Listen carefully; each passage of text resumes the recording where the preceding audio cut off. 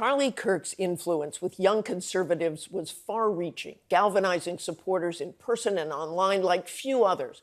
But he had plenty of critics who viewed him as using hateful and inflammatory language. In the wake of Kirk's death, I sat down with 3 politically active conservative college students to understand more about Kirk's impact and his complicated legacy. Kieran Laffey, Katie Caldwell, and Philip Vaintraub are college students who Charlie Kirk inspired, and they are devastated by his loss. I saw that horrific video of the assassination. It was sickening. Just to hear that something terrible had happened to him was just honestly tragic. I was in my history class, and for the first time in my college career, I actually stepped out, and my eyes were watery. We sat down with the group just days after Kirk's murder. Charlie Kirk was one of these towering figures of my youth. You know, I'd watch these videos as a kid of him standing up, him being so articulate, but him being also so kind to everyone around him. And I said I wanted to emulate that. And Katie, how about you? What drew you to Charlie Kirk? So I definitely grew up in a more conservative household, more traditional. We were Christian.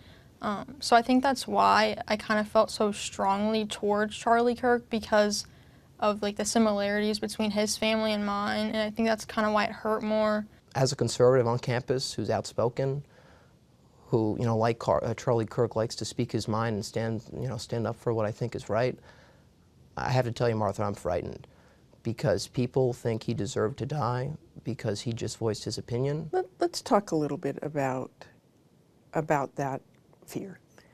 I don't know if any of you heard Spencer Cox, the governor of Utah, but he was pleading with your generation. Let me read it. Your generation has an opportunity to build a culture that is very different than what we are suffering through right now. This is our moment. Do we escalate or do we find an off-ramp?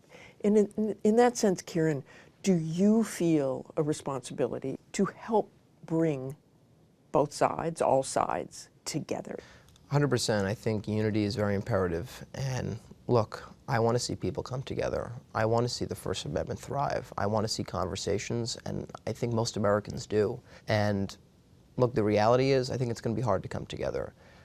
Martha, I just don't understand how a large population of this country can celebrate something like this. Can you get past the experiences they've had that you may have had as well with people saying, I don't care, or celebrating it?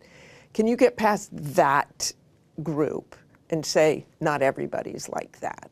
Well, what I would say is that political violence is so corrosive for our country because it fills all of us with suspicion, with distrust, and with hate. But the reason I'm here today is to reject that. Because on my campus, we've had people cheering, we've had them applauding, and that should be completely and totally condemned. But if we become as bad as them, if we act with just as much hate, then Charlie Kirk died for nothing. Kieran, I want to go back to you to talk about what it was about Charlie Kirk. Obviously, he also had an enormous amount of charisma. He was a fantastic speaker in groups and could engage groups. So who takes his place? Where does this go now? Charlie Kirk started this on his own. He was a young guy like ourselves here. There was no Turning Point USA. There was no young guy on campus with a political debate revival kind of energy that he brought.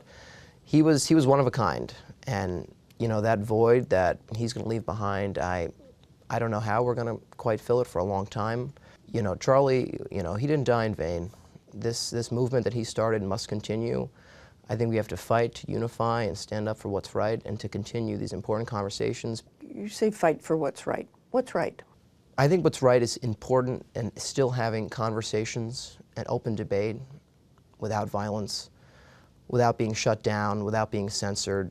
Free and fair debate and conversations was what this country was founded upon. If we as Americans can't come together and assemble and have debates on what we believe is right or wrong, we're never going to get anywhere. We're never going to be able to see the other side, and we're going to live in this polarized country, which I think needs to come to a stop. Do you think Charlie Kirk was bringing people together beyond those who felt the same as he did? Absolutely. I was at my regular College Republicans meeting yesterday, and people were shocked. They were so grieved. But we had a lot of people come who weren't even really interested in politics, and they wanted to express their support. Charlie Kirk, of course, he was political, and you're going to get some disagreement about that, but he was always civil. You obviously saw who was arrested. You've heard the president say he blames radical left and basically blaming the Democrats. We've had a lot of political violence in this country. Assassination attempts on President Trump, the killing of a Minnesota state lawmaker. Who do you blame? Look, I think after tragedies, it's very easy to play the blame game, and that's not something I want to participate in. I think holistically condemning political violence is what has to be happening right now from either side. Katie, just think about what, as a 20-year-old in America, conservative, what this means to you and what you want to do to make the country better. What I want to see as a conservative moving forward is more, I guess, understanding of the other side, because I know Charlie stood for open debate, and he wanted to understand the other side to see if he could get them to agree with his point, or vice versa. So I think we should kind of carry on with that, be open to other ideas and not shut down people just because of what they believe in. Just kind of continue to be open debate in honor of Charlie. Our thanks to Kieran, Katie, and Philip.